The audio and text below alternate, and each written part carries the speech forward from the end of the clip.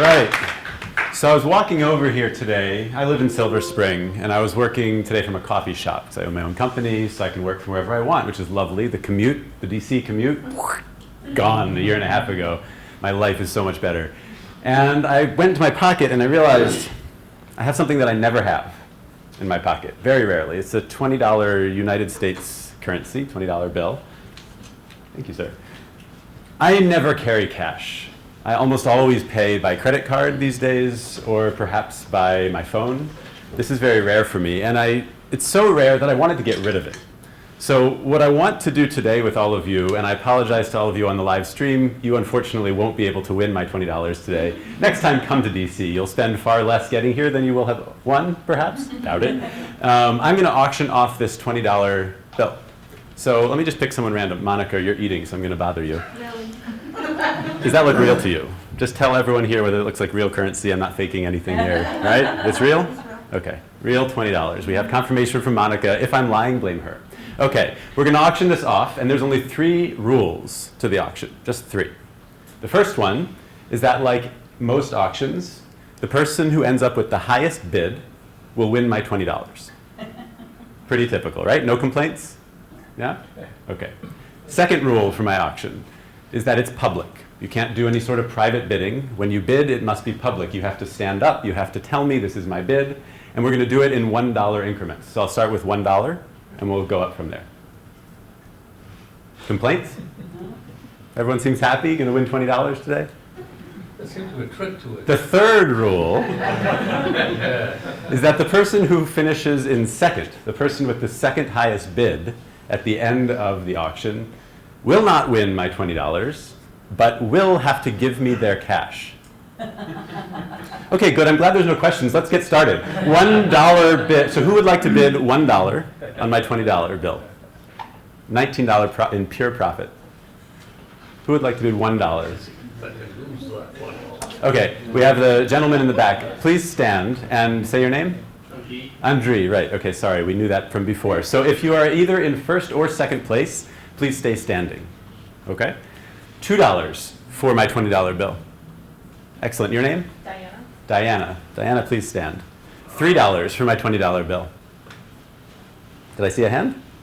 Looked like you half raised one. Okay. And your name? Jeff. Jeff. Okay, so you're now in first with $3. And Andre, you can please sit because you're now in third. $4 for my $20 bill. Who would like to bid $4? $16 in pure profit, my friends. Yes, Andre, please come back. I have a wonderful participant in the back there. I love you already. $4. Who would like to bid $5 on my $20 bill? Yes, sir. Your name? Sanjay. Sanjay? Yes. Wonderful. Sanjay, thank you. And you're sitting. You knew the rules already. This is wonderful. $6 for my $20 US bill. Jeff, you said? Yeah, only first and second. $6 for my $20 US bill. Excellent. Brian, I know you already. Please stand, which you are doing already. $7 for my $20 bill. And your name? Yeah. Yeah? Yes. Wonderful. Thank you. $8 for my $20 bill. Andre, I love you. Please stand again. I'm sitting. All right, Brian's sitting. $9 for my $20 bill. Yeah, sure. Excellent. Wonderful. And your name? Mindy. Mindy, thank you very much. $9. We have a leading bidder. $10. We're halfway there. $10 to my $20 bill. $20. No, we can't only one at a time. $10. $10 for my $20 bill. $10 in pure profit. $10. $10. Thank you. And your name? Steven. Stephen? Yes. Thank you, Stephen. $11 for my $20 bill. Okay, yes, and your name? Wendy. Wendy. Wonderful. $11 from Wendy. $12 for my $20 bill. $12. Andre, I know I can count on you. No? You're my man and you're my plant. I hired you. Come on. $12 for my $20 bill. I'll do it. Yes, excellent. Wonderful. Your name one more time. Mindy. Okay, $12. $13 for my $20 bill. $13. $7 in profit. $13. Sure. Excellent. Wonderful. Mark. Thank you, Mark. That was 13, right? We're up to 13? $14 for my $20 bill. Who wants to bid 14? $14? Somebody has to have no cash on it, right? $14. Somebody must want $6 in profit for coming out tonight to this wonderful event. Thank you, sir. Wonderful. And you are, yeah, okay. We are up to, what was your bid, 14? Okay, $15 for my $20 bill. $15. Who would like to bid 15? Wonderful, thank you. $16. $16 for my $20 bill. $16. All right, yeah, you're coming. Yeah, okay, I know. Come on. There we go. $16. Cliff, wonderful. Thank you, Cliff. $17 for my $20 bill. 17. Excellent. All right. Wonderful. 17. $18. Oh, boy. $18 for my $20 bill. 18 is the lowest. $18. Sorry, Was that a, you want to stand? Was that a, I want to stand? No. Oh, I'm Sanjay. I'm counting on you here, my friend. Come on, somebody must want to bid this amount. Wait. How many of these? What if you don't have cash? We'll talk. Well, you can bid anyway. We'll talk. We'll figure it out. Okay, wonderful. Sanjay, you're at 18? Yes. Okay, 18. $19 for my $20 bill. Somebody must want to bid 19 and make one whole dollar for your time here. Wonderful. Thank you very much. Please stand again. And now we get to the fun part. Who would like to bid $20 for my $20 bill and break even? Now I'm guessing that anyone who's sitting right now is going to say, not really worth my time, but I have two wonderful gentlemen here. We have Sanjay and we have Jan. And you're winning right now at 19. not You're winning with winning. 19. Okay, so you're winning right now. You currently have a $1 profit, and would you like to bid $20? See, here's the thing. Sure, okay, without any explanation. Wonderful. We have Why not? somebody has now bid $20 for my $20 bill. 18 or And now I love these presentations because we get to this part. Who would like to bid $21? I love it every time. $21 for my $20 bill. Yes, and can you explain why you're bidding $21 for my $20 bill? I'm either losing $19 or winning $1. You're either out 19 or you're gaining 1. So now you've bid 21 and you're in a better position than had you stayed at You can 19. go to 50 this way. So would anyone like to bid $22? Okay, 22. How about 23? $23. Who would like to bid 23? No, you're done. You'd rather lose. You don't want to be the sucker anymore. You're done? Good sir. You're a proud winner of $20 for $22. Congratulations. We can figure this out later. I'll give it to you now. This is a real auction. We'll figure it out later. Thank you very much. And the winnings, we'll figure out a charity to donate to. I promise I won't keep them for myself. But thank you very much. Okay, why did I start with this? Does anyone want to offer any ideas? What, besides being a lot of fun and getting some smiles and some laughs, there's a purpose here. Why did I do this? Why did I start with this today? Retrospective. Retrospectives. What's the relationship between what I just did with retrospectives? You're coming up with reasons why they bid it, the amount they bid. Okay, so then we've done this bidding process, and we ended up at a place that I'm very happy with, but perhaps some of you may not be so happy with. And so retrospectives are perhaps a useful tool in this situation. So let's actually do this now. Let's run a retrospective. And again, for those on the live stream, I apologize. You probably can't participate in this, which speaks to why remote retrospectives are so difficult. There are sometimes people who can participate and sometimes people who cannot participate at the same level. We'll get into that later. So give us 5 minutes if you're on the live stream, and we'll come right back to the presentation. But for those in person here in DC, we're going to go through a real retrospective. What I'd like to do is split everyone up into groups of 7 to 10, roughly, just based on what would you do differently. And we're going to take the next 5 minutes, 4 to 5 minutes to go over this. I'll time box it, and then we're going to share with the group our findings. Break. Back to your seats, stop talking, time box is over, retrospective is done. How's the live stream? Should I care about it? For now, don't. Okay, so, wow. We stuck to a 5-minute time box. When does that actually happen, right? This is a step in the right direction, which is lovely. And what we're going to do is go around the room, and each team will get, maybe 30, 45 seconds, just to go over some of the things that they'd like to do again. Were they to run this exercise again?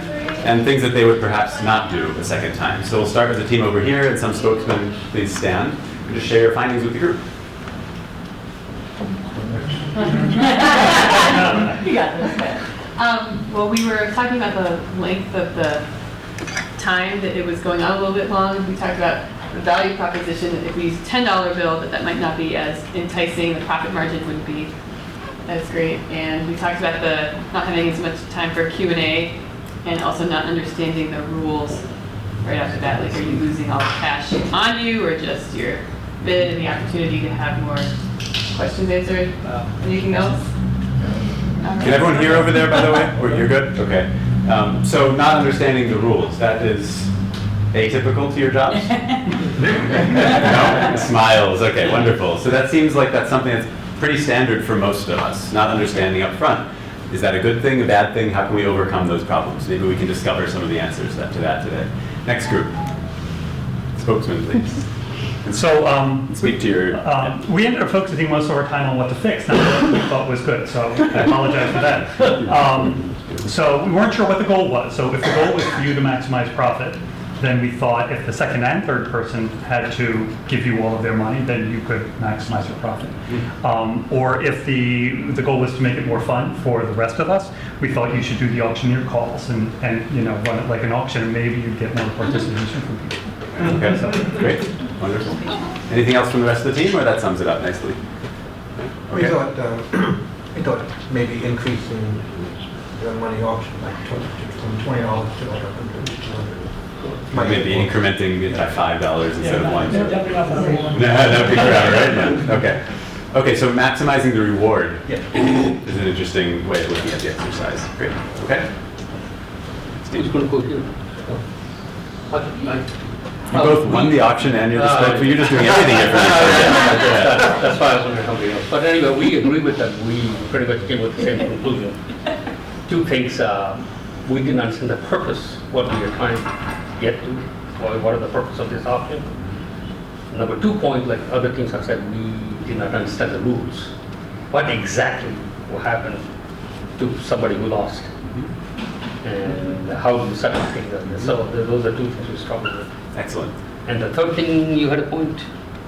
Yeah, there's a lot of risk and uncertainty. So why would I even want to bid, not knowing whether I would? You should ask your teammate here. I don't know. That's a good sport. Yep. Okay. So purpose, I heard. Seems like something that's pretty useful generally. That purpose. And then the second thing was rules, right? So what are the rules ahead of time? Yeah. And risk. And risk. How do you manage risk? Yes. Excellent. Wonderful contribution. Thank you. Next team, which is somewhere here. Spokesman. Speak to your... We talked about a couple things. One, what would keep the same, we thought the dollar increments worked well. Bigger increments might, unless you increase the amount, you might not get as much participation. And then what we changed, actually suggested having the second and third place people both paying. So that as you approach 20, you might give those people a leapfrog more so that they can minimize their So the assumption with both of those suggestions perhaps is that the goal for me is to maximize revenue. Yes. Okay. So there's an assumption in this group. Did anyone not agree with that assumption? Or that kind of was just understood? We haven't really discussed it so much. Interesting. Okay. Cool. Next group somewhere in here. So we thought of collaborating among the team and only make $1 and $2 and stop it. That's no fun. It said maximize the value. All the members of the team can maximize the value. So sharing the wealth, okay, at the expense of me. You guys are so self-interested people. Okay. Anything else? So what else? Or we wanted to speed it up. Like $2 increments. Okay, so there's some boredom out of the repetitiveness of the process. What the rules are, maximizing the value. Okay. If there's a value, you do it. If there's no value, you don't do it. Yeah. Another thing we could do is put a clock on it. Have your auction start and stop after 5 minutes. And that would introduce a little bit more uncertainty as far as who's going to win. and maybe a bit of pressure at the end for the person in second to outbid because the time is coming up. Interesting. So changing some of the fundamental rules of the game to make it better for all of you and perhaps faster. We don't know who has to get the maximum value, whether you or us. Okay. From our point of view, we are the ones who get more. Yeah, but maybe I'm management, so. Okay, wonderful. Is there one more group or two? We basically built on the same ideas as well as bidding more frequently earlier on to maximize our enjoyment of the game. And we had some outreach from liaison from the other teams who just included that we fully supported. And had we been paying more attention, making sure that whoever was bidding, representing our consortium, had no money in their pockets. So if they lost nothing. That's a little bit, yeah. A lot of, yeah, that would have been nice. They're trying to give you. Yeah, okay, wonderful. So all of those are very valid suggestions. And sometimes when we work as teams, the rules are unfair. Sometimes we don't understand the rules. Sometimes we don't know what our purpose in participating is. All of these things are normal artifacts of working in a normal job every single day. And I think we all recognize that, which is part of the reason why I love this exercise so much, because something so simple as a silly auction can have the exact same problems that your day-to-day jobs can have. So the rest of the talk is going to be focused on how can we try to make those things go away using the retrospective as much as possible. Now I want to point out one more thing, which is that all of you participated in the retrospective. Is that an accurate statement? Yes. Yeah? Did anyone feel like they couldn't get their word in? Did anyone feel like they had something to say and they didn't have the opportunity to share? No. Every single person said exactly what they wanted to say. Okay, wonderful. So that's something that is very rare in a team, right? When something is as unstructured as what we just went through, typically what happens is the people who are most outgoing, the people who are most senior on the team, are the ones who dominate the discussion, whether intentionally or unintentionally. So if all of you are able to participate in an equal playing sphere today, did anyone feel like that is not representative of their actual job back home? So stand up if that's you. You feel like today was better in terms of your participation. So I'm not going to ask you to participate. Just want to get a sense, or raise your hands, or some way of, yeah. Okay, so there's a a good percentage of people here, and one of the problems. Is that a question? Can we live stream people into this for the participation?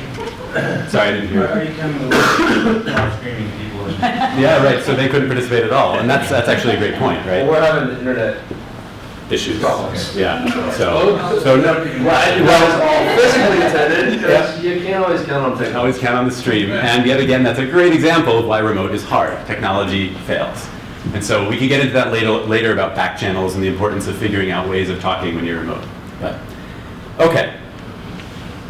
This is a slide about me. Now, I don't like talking about myself any more than you care about hearing about who I am. So I'm going to try to get through this as fast as possible. I used to be a software developer, then I turned to Agile coach because I didn't like technical stuff anymore. I became founding my own company eventually. Now I'm here talking to you. Thank you very much. Let's keep going. Okay. Anyone have any questions about that, seriously, before I keep going? And about why I'm here, what I'm doing? I founded a company about retrospectives because I struggle with them. And especially if you're a remote team, it's hard to run them well. And I thought I should be the last person to ever have that problem. And so I founded my own company called Retrium to fix it. So if there are any questions about that, seriously, we can talk. But no more wasting time on me. So why do we retrospect in the first place? I love this comment, so take a minute to read it. They say the definition of insanity is doing the same thing over and over and expecting different results. The guy on the right says, you've been quoting that cliche for years. Has it convinced anyone to change their mind yet? So why do we retrospect if there's no way that you can change people's mind? Anyone have any ideas? Or are there ways of changing people's mind? Change. Sure. I don't understand your question. I have conducted retrospectives. The team says, hey, we need to change this in order to make things more smoother. We turn around and implement. Wonderful. Good for you. That's something that happens in the best case. And for a lot of teams, that does happen. For many more teams, they find retrospectives to be an exercise in futility.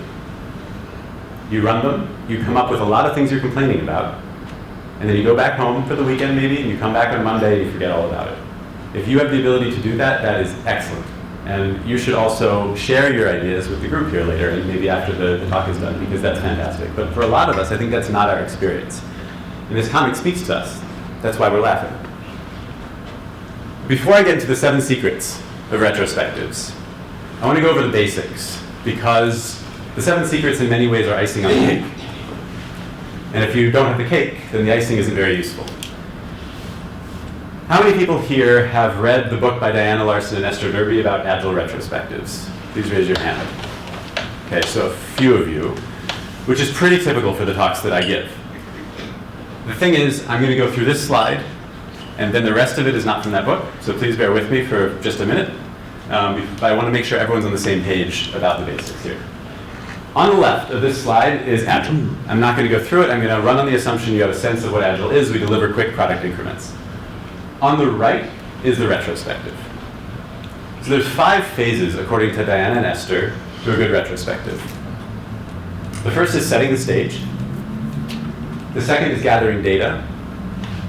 The third is generating insights. The fourth is deciding what to do. And the fifth is closing the retrospective. So I'm going to go through each one in a little bit of detail so that we understand what it is, and then I'll move on to the 7 secrets. Setting the stage. Everyone comes into the retrospectives. We take a few minutes to make sure that people feel like they have the ability to participate. So one way of doing that is to ask people, in one word, to describe how you feel about the previous iteration, the previous sprint. Just one word. So you might hear as a facilitator, excited, because we got some nice feature out. Or you might hear frustrated, because there's some impediment we couldn't overcome. You might hear angry. You might hear a lot of different emotions. And as a facilitator and as a participant in the retrospective, if you get a sense that the majority of people are feeling a certain way, it sets the stage for the remaining 30 minutes, hour, however long you give into the retrospective. Now, the first time I heard about this years ago, I thought that's silly, right? We're engineers, we're kind of more data-driven, talking about setting the stage in one word, what's the point?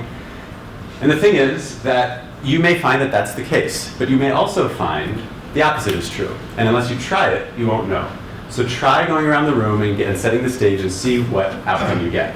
Now that's just one exercise that you can run for setting the stage. There's plenty more. I'm not going to go through them today. If you want to read more, you can read about it in their book. The next stage of a good retrospective is gathering data. So gathering data is all about figuring out what actually happened during the past 2 weeks or in the past iteration. You'd be surprised at how many times people don't even agree on that, on the facts. And if we have garbage in, then garbage is certainly coming out of the retrospective. I have trouble remembering what I ate for dinner last night, let alone what happened 2 weeks ago, right? So how do you gather data to make sure that we're all on the same page in terms of the facts of the iteration? There's a couple ways of doing it. One way is something called timeline. Put up a board on your wall and ask people, on the x-axis have the dates of the iteration, and ask people just to put stickies up, indicating on this date, or roughly on this date, this happened, right? We checked in some new code to the repository, we talked to a key stakeholder on this date, the requirements changed on this date, put it up on the timeline. You'd think there'd be agreement when you did that, but you'd be amazed at how many times people argue over what actually happened. So it's important to go through that exercise to make sure that we have a common understanding of the facts before we generate insights. How can we talk about what to do if we don't agree on what happened? Any questions about that? Yeah. What kind of data are you looking for? So it can be anything. Data in terms of what actually happened during the retrospective, the important things that you want to make sure the team agrees on. Sometimes maybe you had that rare opportunity to talk to the VP of such and such that you rarely get FaceTime with. That's an important event. Put it up on the wall. Other times you may have released in the middle of the sprint some code because you're on a continuous delivery basis. And that was an exceptional thing for you guys. So put it up on the wall. Anything that you feel is important for the discussion that's to come. Any other questions about that? Okay. The third stage of a good retrospective is generating insights.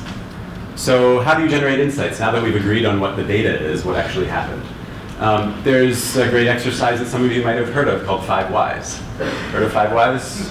Yeah? Some people? So let me just give you an example of 5 Whys. So suppose, forgetting about Agile, forgetting about software for a minute, I might get some boos here, but I'm a big Baltimore Orioles fan. I grew up near Baltimore, okay? So I'm not a Nats fan, yeah, there's just one boo. All right, last year they didn't make the playoffs. Now, on the surface, if we were trying to generate insights as to why that happened, You might ask, well, why didn't they make the playoffs? And the obvious surface level answer is they didn't win enough ball games. If you stop there and you try to figure out what you're going to do to fix that problem, good luck, right? It's going to be really hard to figure it out. So you might ask a second time then, why? Why didn't we get enough wins last year? And you might discover then that there's some agreement that our starting pitching wasn't very good. Okay, now we've kind of narrowed the problem space, right? So we ask again, why? Why wasn't our starting pitching very good? Because it could be that the talent isn't very good, or it could be there were injuries, or it could be any number of reasons. So you ask again why, and then people might say, well, later on in the year, the arms got tired, and so our pitching got worse over the course of the year. So our performance went down over time. So you ask, well, why? And you do this 5 times, and eventually you get to the point where you reach the core of the issue. And maybe in this case, it's in the off-season, our strength and conditioning coach didn't emphasize lifting weights for pitchers enough. Now you have something specific that you can take to the next phase, which is deciding what to do, right? Now you have, okay, we need to hire a new strength and conditioning coach. That might be what you come up with in deciding what to do. But if you don't ask why, 5 to me is an arbitrary number. Ask it until you need to stop. But ask why a number of times, you'll reach the root of the issue. Don't stop at the surface. And again, there are many other ways of generating insights. That's just one. Okay, so now we're on deciding what to do. So we've identified the root of the issue. So now we want to figure out what are the next steps. How are we going to solve this problem? So there's a number of ways of doing this. The typical way is you create an action plan or an action item.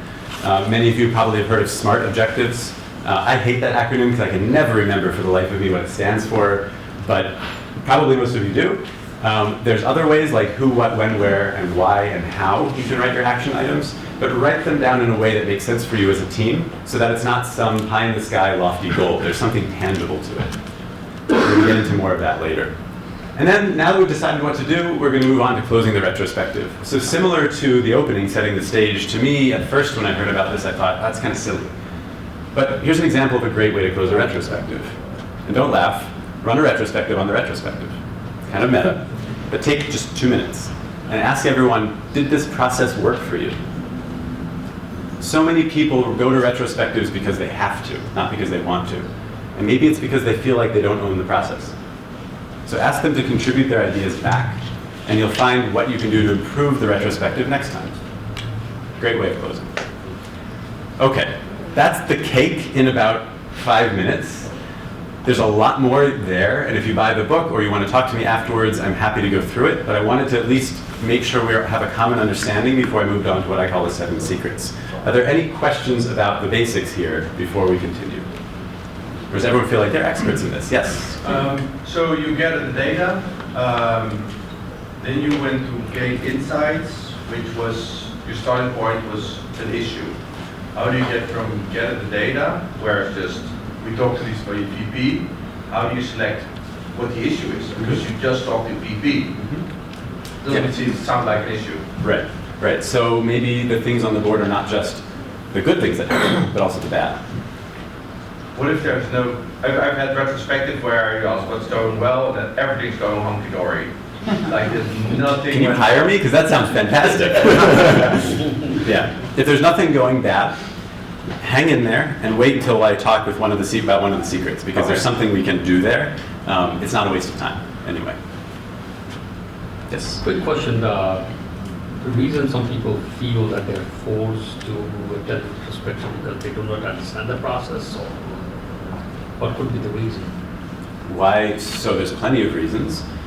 One of the reasons that, no, go ahead. Yeah, the biggest thing in your mind. Yeah. So, well, there's 2 things I'd say. The first is that there's lack of follow-through. People have tried retrospectives and they see that they're not really leading to much, and it's a waste of my time. And the second is that a lot of engineers, stereotypically at least, find the emotional analysis piece of it to be not data-driven enough to be interesting. They want to be coding. They don't want to be talking about what happened. Stereotypically. Not always true, but in many cases it is. And for those 2 reasons, typically, people find retrospectives either to be a waste of time or something they don't really want to participate. Any other questions? Yes, Fred. Deciding what to do, is it important to ensure that there's someone who owns the action item or task, and also to have a date? Yes. So in most cases. Now, one thing I'll stress throughout this talk is that in Agile, there's no definitive answers to anything. There's suggestions that we can make, and they're worth trying with your team. But that doesn't mean that they're right answers for you. So in my experience for the teams that I've been with, yes, it was important to assign someone to be what I call the ambassador of that task. Not necessarily their responsibility to fix the problem, but it was their responsibility to shepherd it through the process so that it would be fixed. And then a date, of course, is useful. Some things are done in a day, other things take 2 months, and we should be cognizant of that fact. Not everything can be fixed so quickly. It depends on your team, it depends on your setup. Anything else before I keep going? No. All right, excellent. Let's jump right in then to the secrets. Secret number 1, problems can become opportunities when the right people come together. So this is a picture of a typical hockey team. They're celebrating something, they're talking about something. Generally, they know what they're doing. They feel like they can fix anything. But in reality, they also need a coach, and so do we in our jobs.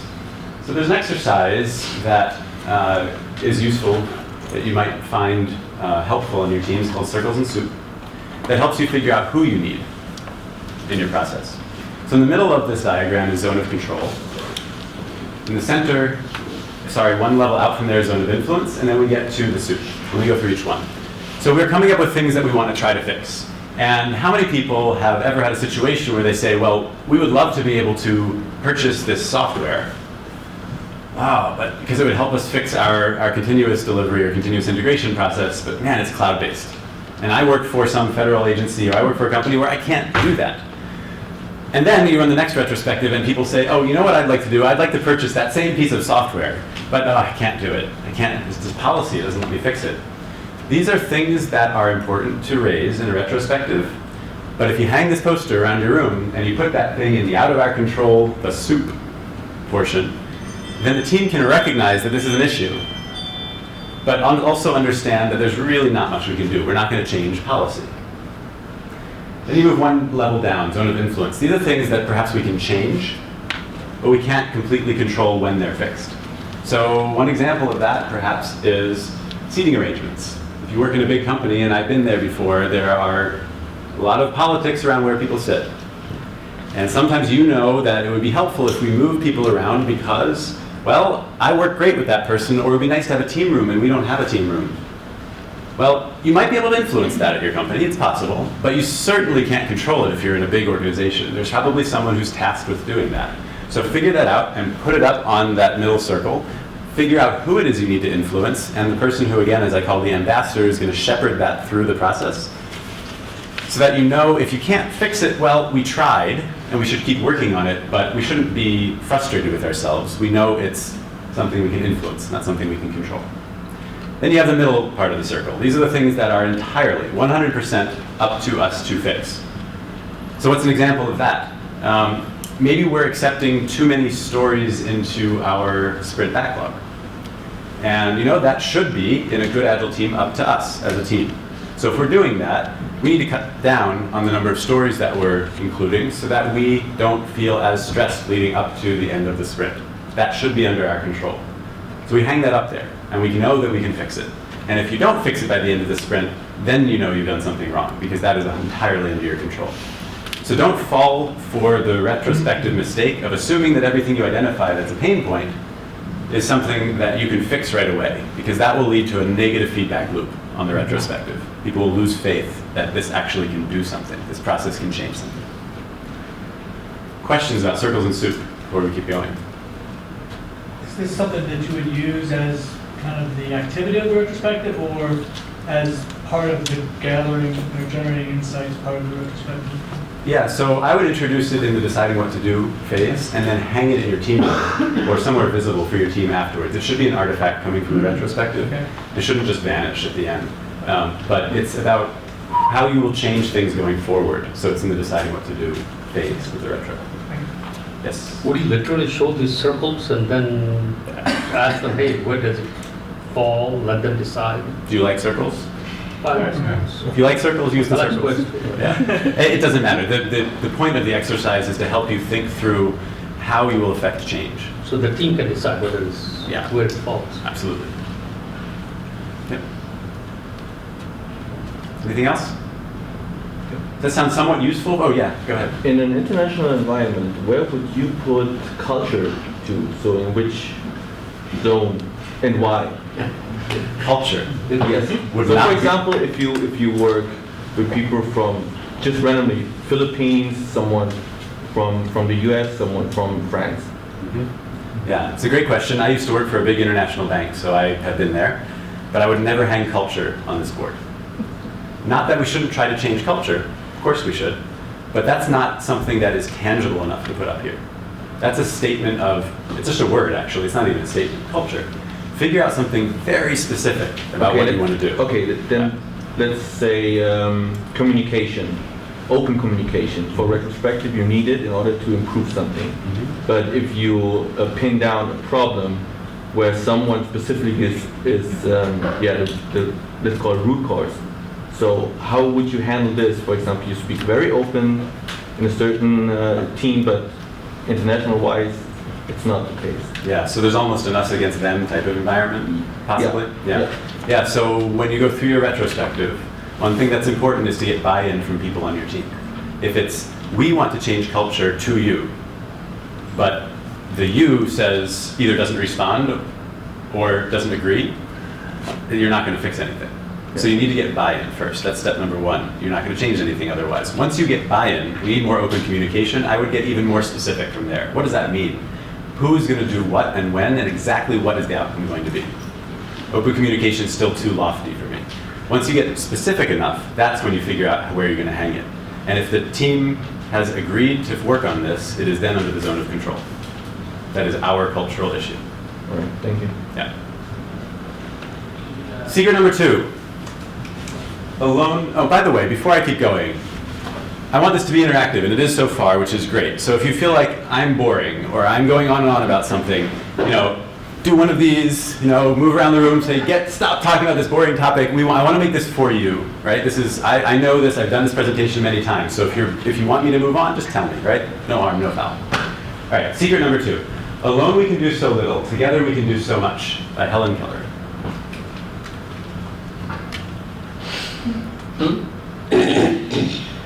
That quote is one of my favorite quotes. I love it. If Dante rewrote the Inferno, I'm pretty sure the first circle would be conference calls.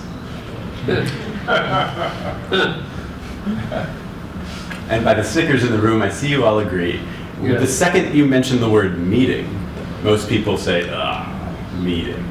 Then you bring in the conference call to the meeting, and it's, get me out of here, I am leaving right now. Nobody wants to take part in a conference call. They're awful, they're terrible.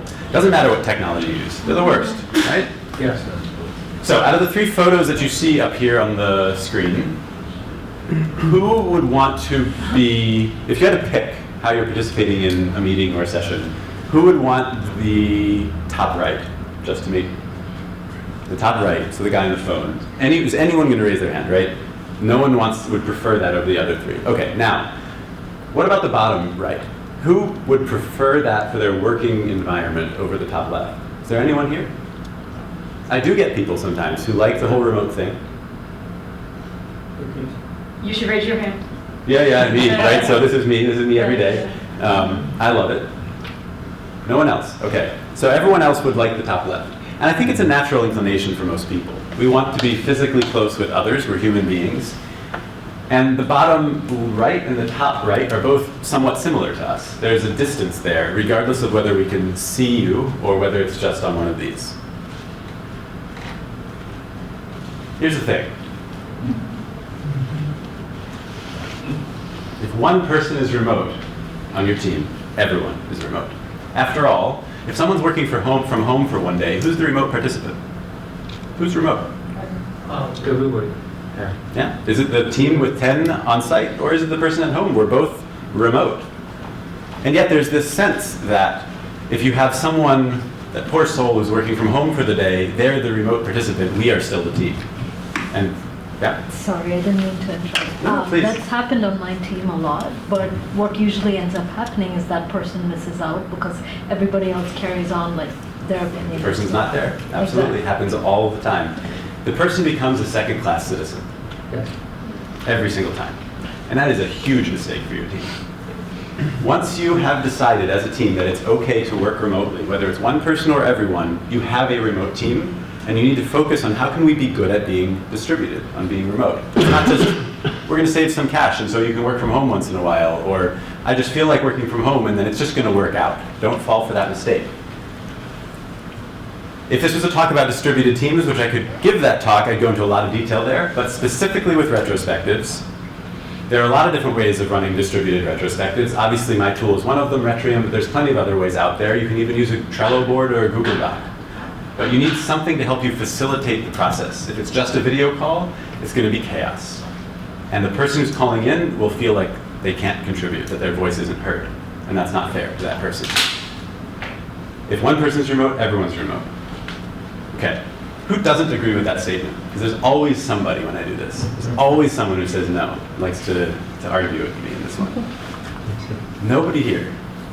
I might make one comment. Okay, excellent. I love it. Go ahead. Where I work in a team with 15 people, and then they work in different office buildings, so we always have to do conference phone calls when we do weekly status reports. So in a way, we're always working remotely because our office buildings are located spread throughout the city. Yeah. So you're describing another type of remote setup where you have one team here, a bunch of people, one team here, a bunch of people, and whether it's in the same office building or same campus or same city or the world, doesn't make a difference, we're remote. And that's a very typical setup for a team. Now, let me throw something a little bit controversial out there. What if I told you that if one person's remote, everyone's remote, right? We agree on that now.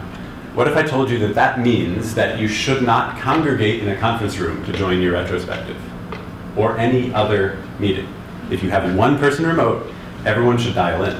What if I told you that? Okay, now I see some disagreement. Good. Okay, go ahead. I think in person is the most effective way of communicating. So, Okay. yeah, I understand what you're saying about that person being a second-class citizen for the day. I mean, on my team, everybody works remote one day, so you all get that second-class experience for one day. Yeah. So. Okay. But you're hindering that ability and that effectiveness whenever you're looking for a person. Okay, good. So we have someone who disagrees here. Anyone else? Okay, we have a couple of people. Go ahead.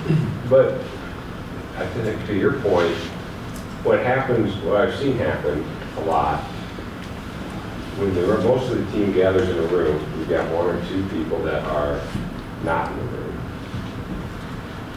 There are sidebar conversations happening in the room that the people that aren't in the room have absolutely zero chance of participating. So if you were to put everybody to dial in, then you avoid the sidebar conversation. So what happens is that board during the day, or perhaps at the daily stand-up in the morning, if that's where your board is located, allow people to do dot voting, where you have those, those little stickies that you can place. And if you agree with something that's up on the board, with one of the issues, if it resonates with you, take one of those stickies and put that little circular dot vote right up on that issue. And then as the Scrum Master, or as the facilitator, or frankly anyone on the team, if you see that a lot of votes, a lot of dots are collected on one issue, here's my question for you. Why wait until the end of the sprint to retrospect on it? If you've identified an important issue for your team, why wait? Why not fix it now? The continuous retrospective says, and the Scrum guys, the Scrum gods are going to forever ban me for saying this, it doesn't have to be at the end of the retrospective. There's no rule that says, well, there is a rule, but it's not right. It doesn't have to be at the end of the sprint. If you found a big problem and it's a week away before your retrospective, why wait? Fix it now. So what you do is you call a retrospective and you say, I just want to chat about this. 15 minutes is all we need, we hope. We're going to time box it. Let's talk about this particular thing, because everybody's already said we agree that this is an issue, right?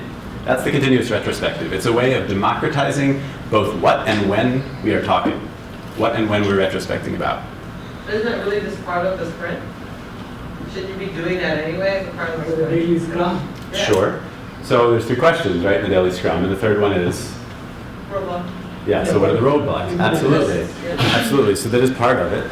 However, the retrospective, the formality of the retrospective, the process of the retrospective allows you to arrive at deeper conclusions than that simple question can help you with. Usually with that third question, at least in my experience, what happens is someone says, I'm facing problem X. and someone says, oh, I can help you with that. And so the 3 questions are done, and the 2 people then go off and talk. Right. Trouble is, A, there's only 2 people then in that conversation, or however many there are. And B, there's no buy-in. Even if those people come up with a solution to that problem, it's only those people. So the formality of the retrospective, a whole team retrospective on an ongoing basis, on an as-needed basis, can help overcome some of those issues. We kind of do that. We call them design spikes. So we just, Awesome. there's a question. Great. And a lot of people who do Kanban as opposed to Scrum find this, part of the flow-based approach of Kanban, find this useful, or it fits more naturally than it does with Scrum. I had a question over here. I was going to say, so with the dots, is it important that people are able to be anonymous or some kind of notion, and then if you're remote, you have some tool that will allow you. Do you want to be a marketing person for my tool? I'm happy to hire you here. Absolutely. Yeah, so anonymity is critical, particularly if there are some fundamental issues on the team that need to be fixed. Once those issues are solved and the team trusts each other, anonymity becomes much less important. But for the beginning phases of our team, or for a team that's in trouble, anonymity is absolutely critical for an effective retrospective and effective conversation, for that matter. So the dot votes should be anonymous in that case. But what I like to tell teams that I'm working with is that I would like you to get to a point where you don't feel like you need that anymore. The goal should be we should trust each other. But many teams aren't quite there yet. Anything else about this? Okay, this is actually 2 tips in one. This one's, people look at it and say, oh, it's kind of silly, the personal retrospective. The thing is that, first of all, let me describe what it is. So December 31st comes around every year, and what do we do? January 1st, what do we do? Don't tell me everything you do, but you know what I'm getting at here. What do we do? Yeah, New Year's resolutions, right? Why do we do that only once a year? Because everyone says we do it once a year? I don't know. It never made much sense to me. Why not, on a regular and iterative basis, why shouldn't we inspect and adapt for ourselves? Because here's the sad truth. For every single person in this room, myself included, there will be times when you are the issue. Every single person here, we are all human.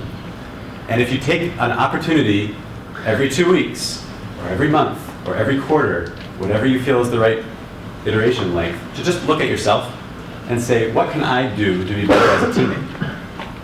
Perhaps that will lead to a better opportunity for your team to be productive. You don't need to do it in a formal way, you don't need to go through the full 5 steps, but just do it. Ask yourself, how can I be better as a teammate?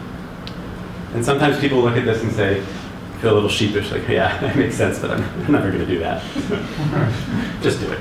You need to do it, myself included. Sorry, 3 tips in one. Futurespective. Anyone heard of this one? Okay, 3 or 4 people. How can a retrospective be future-oriented? So there's a couple ways.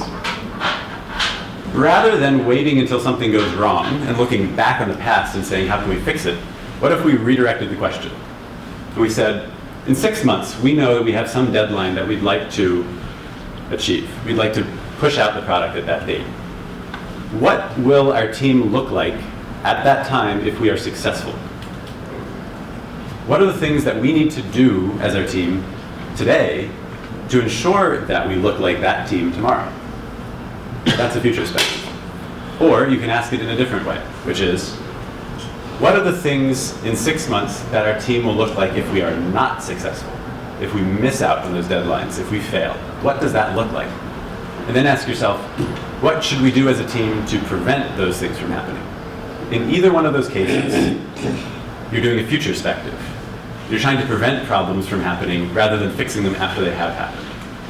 There's a couple of times when this is a good exercise to run. The first, of course, is when you're just forming a team, you're just starting your project. It's a great opportunity to look ahead and try to paint a picture of what our team culture and our team practices and processes and norms should be in the future to be effective. But most of us don't have that opportunity, right? Most of us are already in ongoing projects. So when's a good time to run a futurespective in that case? We have a big release coming up. A big release coming up, absolutely. Anything else? Doing release planning. Release planning, okay, yeah. Right now. Right now, I love it. When's a better time to do this besides right now? Every single team can improve in some ways. Why not look 6 months in the future and say, what can we do to get better? Perfect. Who likes that one? Who wants to try Retrospectives with their team back home? Some of you, yeah. So I'm going to repeat the same thing again and again throughout this talk. Not everything that I tell you is going to work for your team or appeal to you. That's okay. Pick the ones that work for you or you think may work for you and try them. And if your team doesn't like them, that's fine. So it's an experiment. You learn something. Secret number 4. How am I doing on time, by the way? What's the, I don't have a watch, so. Go a little faster. Sorry? 7:40. 7:40, okay. 20 minutes. All right, awesome. Secret number 4. Life is an experiment in which you may fail or succeed. Explore more, expect least. We talked about this a little bit already. Retrospective does experiments. So read that statement up there. We hypothesize by implementing this change, we will solve this problem, which will have these benefits as measured by this measurement. When we talked about the action plan, we talked about how should we structure the action plan, we talked about who, what, when, where, why, how, and smart objectives. This is yet another way of structuring your action plan that may appeal to your team. The reason is that when you come up with an idea in a retrospective, what you want to try to fix, we don't actually know if those things are going to work. They're experiments. So by structuring your action plan this way, if it doesn't work, if that action item doesn't actually fix the problem, perhaps your team won't think of it as a failure. Because guess what? It was an experiment. Like any other experiment, if it doesn't match your hypothesis, you've learned something. That's not a bad thing. You've learned something. You've winnowed down the scope of what may work, -1. Right? In fact, everything in Agile is an experiment. Right? Your sprint is an experiment. When you try things at the beginning of the sprint, you say, this is what we're going to try to build in the product. It may work, it might not. You might learn later on that's not what the product owner wanted. Guess what? Cool, that's an experiment. You learned something. Everything in Agile is a hypothesis, including retrospectives. So try this template, especially if your team is getting stuck on this retrospective thing, it's not leading to change. Well, maybe it's because the things you've come up with are not the right things. And that's okay, they're experiments. Secret number 5. If you choose 2 rabbits, both will escape. I don't know who said it, I love it. Okay, this slide, besides being blurry and hard to read, every time I look at it, and I've looked at it plenty of times, I get more and more confused. I don't understand what it's saying. So there's something about this road trip that we're about to take, and then there's somehow that's related to design and code. I don't quite understand the relationship there. There's all these things in different colors. What's the different colors? What do they mean? Why is there this line underneath? And it's just a mess, right? We don't know what this is saying. And yet, when you look at your action plans from your retrospectives, how many of them look like this? Yeah, a lot of smiles. When you look at your backlogs, how many of them look like this? Yeah, a lot of them do. There's trouble with that. It's hard to figure out what exactly we should be doing if it looks like that. On the other hand, look at this list. To do, love, dream, and smile. I bet, first of all, everyone agrees with everything up there, but that's besides the point. This is simple to understand and simple to achieve. No, not simple to achieve. Simple to understand and simple to try to achieve. It's an experiment, right? Not simple to achieve for a lot of us. However, going back to the other slide about experiments, retrospectives as experiments, if you have a couple of things that you're trying to work on, life is easier to experiment on. If you're trying to fix 20 things all at once, good luck. It's true in life, and it's also true in retrospectives. So at the end of the retrospective, if we've come up with a 20-item long list of things to try to achieve, how many of them are we actually going to try to work on in the next sprint? Maybe 1 or 2 or 3? I've never seen a team actually fix 10 things in a sprint before. It just doesn't happen. So why list all of that? Instead, list one thing. Just one. And after you've proven that as a team you can fix that one thing in your sprint, then try 2. And after you've proven you can do 2, try 3. And eventually you'll find your natural limit, the point at which you shouldn't list anything else out anymore. And stop there. Everything else we can talk about later. Simplify, simplify, simplify. Secret number 6.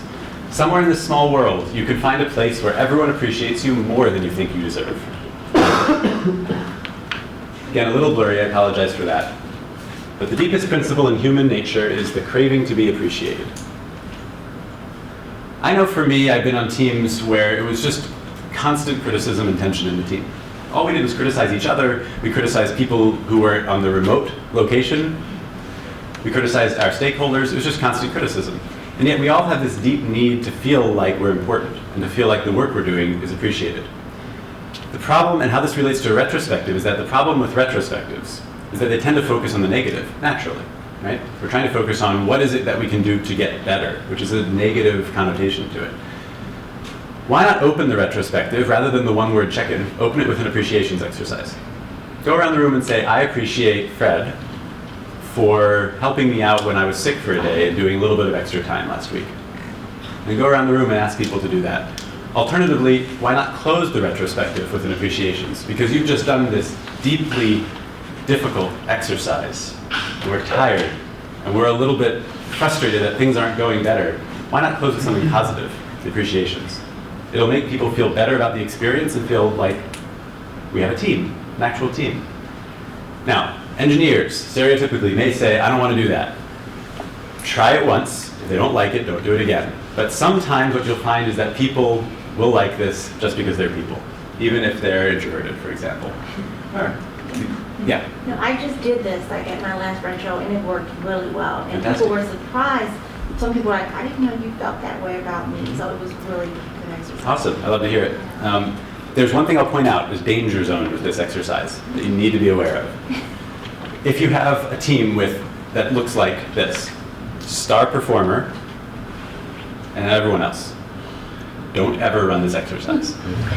What's going to happen is everyone is always going to point out that person as the one we appreciate for all the work that they do. That makes the situation worse, right? Don't do that. However, if there's a situation in which there's kind of even opportunity to contribute, this is a much better exercise to run. Last secret. A team is not a group of people who work together. A team is a group of people who trust each other. Yes. Has anyone ever heard of, not from Star Trek, but the retrospective prime directive? Yep. Yeah? A couple yeps? Okay. This was put together by a gentleman named Norm Kurth, who, sad story, he's kind of the father of retrospectives in many ways, well before Agile became a buzzword, way before. Got into a terrible car accident. I don't need to go into the details, but in any case, amazing guy.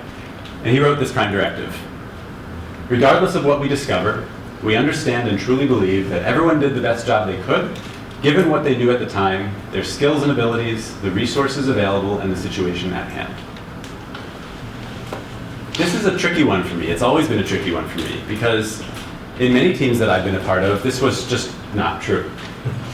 And so telling people, this is the prime directive and we should all agree to this, it seemed obviously incorrect and almost laughable as a result. But guess what? The fact that we all felt that way helped us figure out something, which is that it was a problem. Without this prime directive, we kind of assumed that our team culture and norms were what they should be. It was just the way it was. There's not much we can do about it. This helps you figure out what you should be aiming for, so that everyone always tries to do the best they can do, given what they knew at the time, their skills and abilities, the resources available, and the situation at hand. Now there's one more thing I'll mention about this, which is, if you find that your team is not capable of really, honestly saying this is your situation, at the beginning of your next sprint, print out this prime directive and give a copy of it to everyone and ask people to sign their name underneath. It sounds silly, but there are a lot of studies out there that show that when you sign your name on something, for some reason, maybe it's because it's tactile, I don't know, all of a sudden you feel more committed to it. You've just signed. And remind people to hang them and say, this is what we're trying to achieve this sprint. It might not be fully successful, but the fact that at the beginning of the sprint you're trying to set the norm for how we're going to contribute for the coming 2 weeks, or however long your sprint is, can help. So that's the prime directive.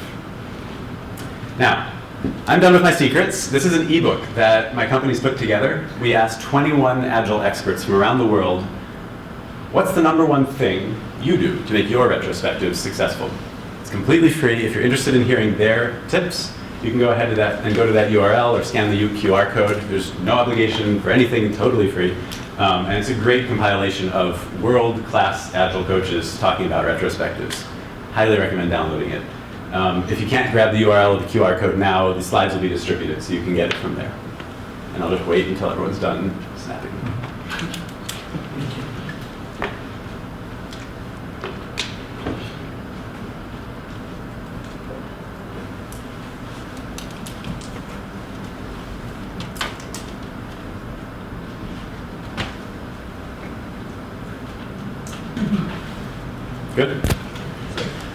All right, I'm done.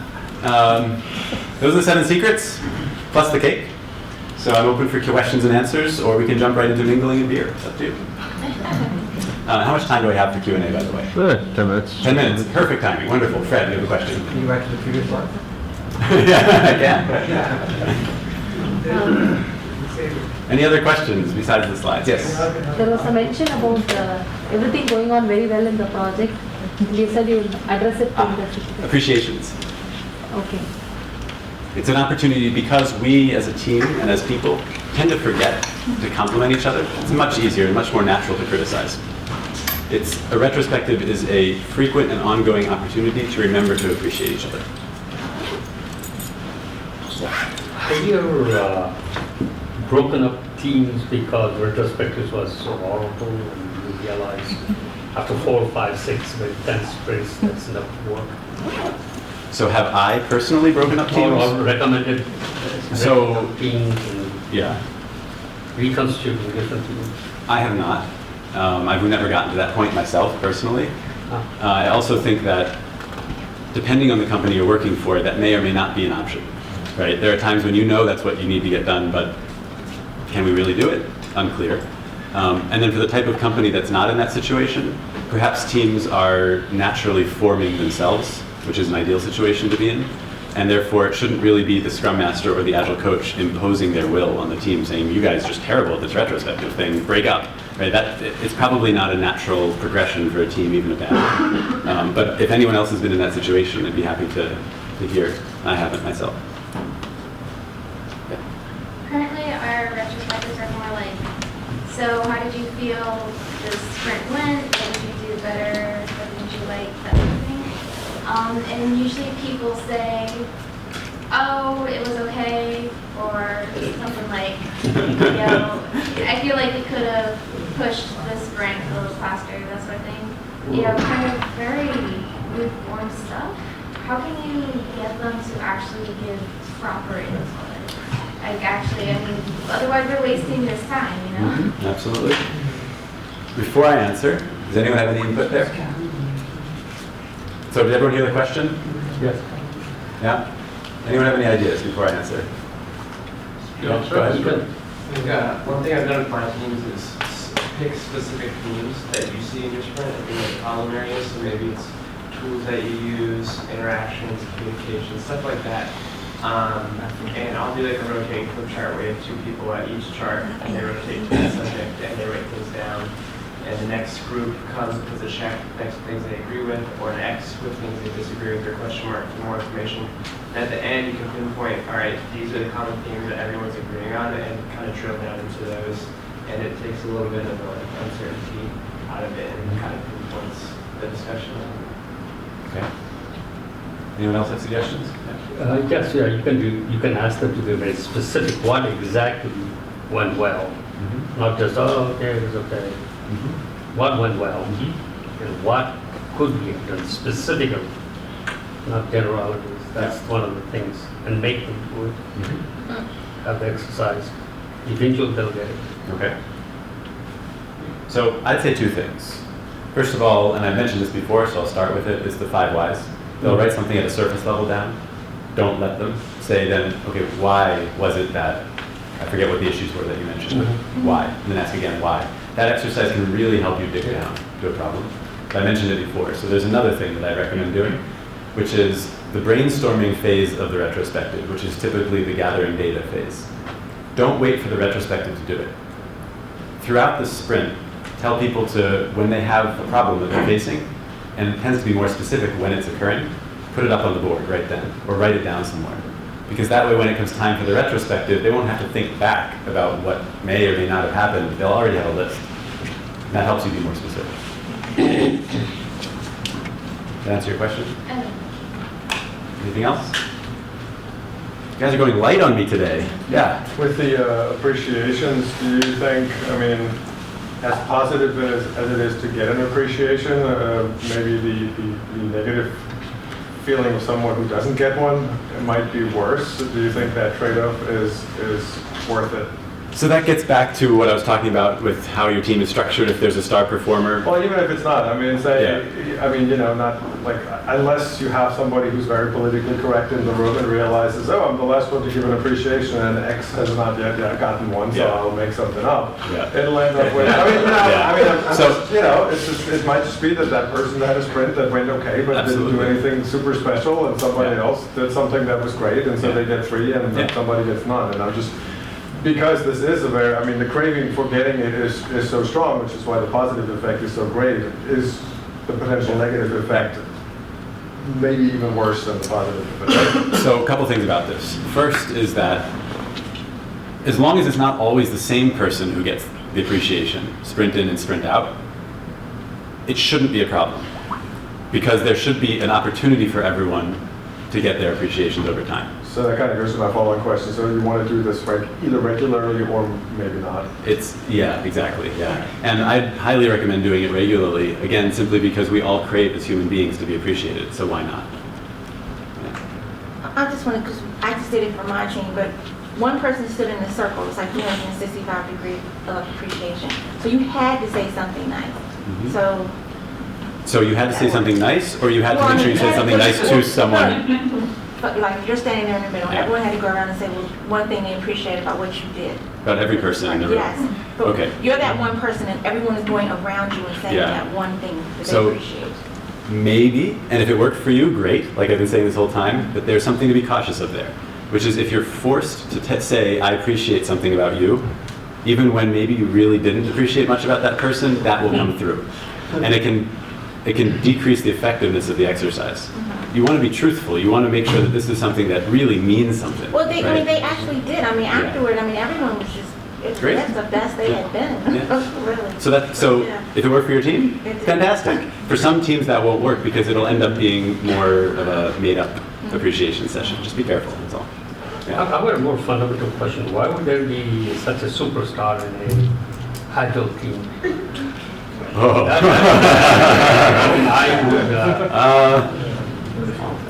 Yeah, it can happen. How and why? How can there be a superstar? Yes. When you have an incentive system that rewards that type of behavior. Well, you have bad managers then. But it can happen. Yes, it does happen. It does happen. With bad managers. That's possible. We have bad managers. You have to control over it then. Yeah. Well, that's all the reason that happens. That's ridiculous. In superstars, people rise above the cream of the crop all the time. And there are some people who are just naturally brilliant at what their domain expertise is, their domain knowledge is. And if that's what they're doing every single week and it's really important for your team, they might just be naturally better. It shouldn't necessarily be that way, although I'd even argue not all the time that's true, but it can happen, absolutely, and I've seen it happen. There's client requests a report. Client requests a report, one person may be delivering every 10 to 15 minutes, may take another person a week to get all the requirements, understand, and how to successfully generate from A to Z. There's a statement, right? Yeah, okay, just making sure. I was trying to figure out if there's a question there. Okay, yeah, go ahead, and then I'll come to you. Yeah. So I've been in small groups that have done the appreciation thing before. When we first described it, I thought it was a way to build trust in a group. But after hearing these questions, it now seems like something where you have to have a base level of trust before you want to bring something like that in. How do you see these supporting each other? How do they feed each other? Building trust versus maintaining trust, perhaps? Well, and when you introduce something like the appreciations, should you have a certain level of trust within the group first, or is this a tool that you think can build it? Yeah. So trust is a very tricky issue, and one thing, whether it's the appreciations exercise or anything else, is not going to fix a lack of trust. I was looking for an easy answer. So unfortunately, I wish I could tell you it would, but how can you build trust? There are other things also in addition to appreciations, perhaps pair programming, perhaps a buddying system can work well. Making people feel like it's not me against the team, but that we, the 2 or 3 of us, are responsible for this portion, this sprint. All those things can help build trust and then also do appreciations. But in and of itself won't fix the problem. Yeah, I said I'd come to you. Yes. So you mentioned there's a few other companies that do retrospectives like this, like you do. There's a few other companies who... You said there's a few other companies that do this. Oh, the tooling question. Yeah, right, absolutely. So, yes. What would be your value proposition? Right, so why do we exist? So, when most teams say they have remote participants... Maybe so why do you exist, but why should we choose you? Why should you choose me? Okay, I wasn't going to go there, but if you ask the question. All right, you're a distributed team. The default way of running a retrospective is conference call or video chat, nothing else, right? Obviously, for all of us in this room who now know a lot about retrospectives or who have a lot of experience with them, that's a terrible option. You need something, post-it note, something. The next better way that I've seen is people choose something like Trello, which then can emulate cards like you'd have in a room. Does everyone know Trello? It's like a list and card-based system. Or Google Docs where you have spreadsheets. You can kind of make that into cards. The trouble with those things is the following. One is that you as a facilitator need to set up those tools to even remotely look like what you have in an in-person team. And then after you set them up, they don't do anything to help you facilitate the retrospective. You can do anything you want at any time in a Google Doc. So if now is the time to be doing gathering data, Trello is not going to enforce that. And so especially if you're remote where people have this tendency to go off and do their own thing, you can vote at any time, you can add cards at any time. It's not an appropriate environment for retrospective. So where we come in is we help you facilitate a good retrospective. You say, you want to do a start, stop, continue, or a mad, sad, glad? Great, one click, boom, it's set up. The first phase of that is brainstorming privately. You can't see what other people are typing, you can see that they are typing, but not what they're typing, so that you can think for yourself. After that's done, we move to grouping. We're supposed to group cards together that have common elements. We're going to find with 10 people in a retrospective, there's a lot of things that are similar. So the tool will only in that phase allow you to group things together. After that's done, we move on to dot voting, where people can express their preferences. So without going into too much detail, the purpose of the tool is to take the facilitation techniques that we all love to use and make them one click away in a facilitated way online.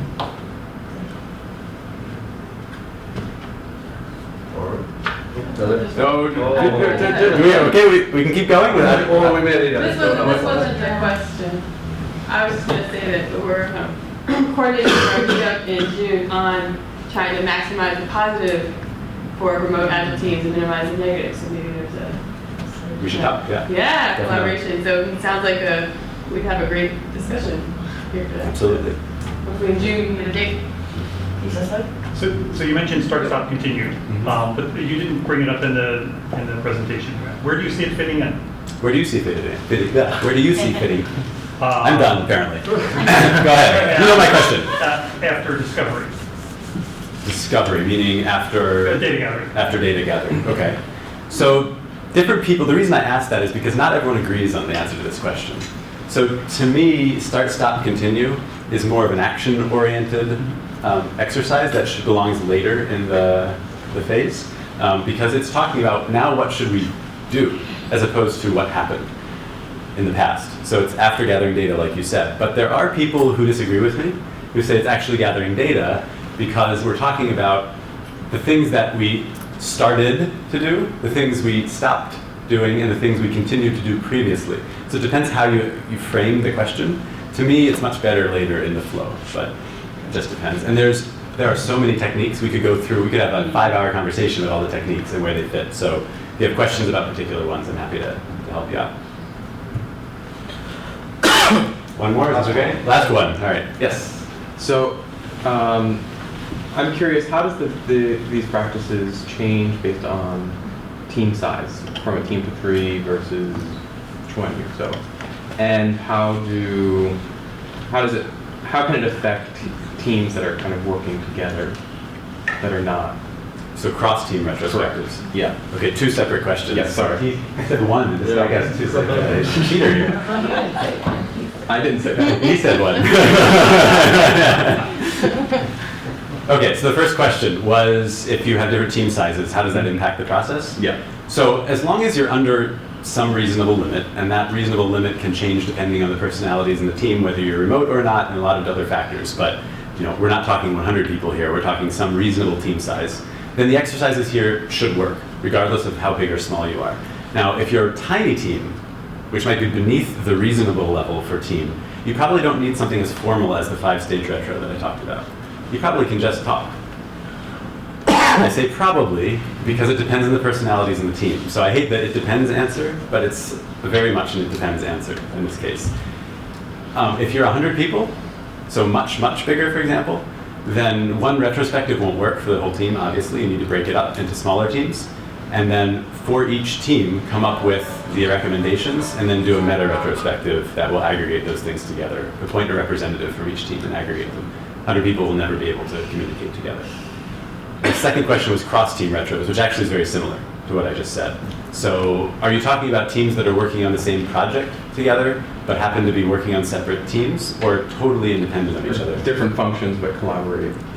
Collaborate in some way, shape, or form? Right. Yeah. So in that case, it's a great idea to try to figure out the commonalities between the problems in a retrospective and their solutions. Because what you'll find is that a lot of the things that come up in a retrospective are not product-oriented, they're process-oriented. And we all work under the same organization, so there's going to be a lot of things that we find that are similar from team to team, even if what we're working on tangibly is different. You want to figure out what those things are and roll them up, because management might be able to help you fix some of those things.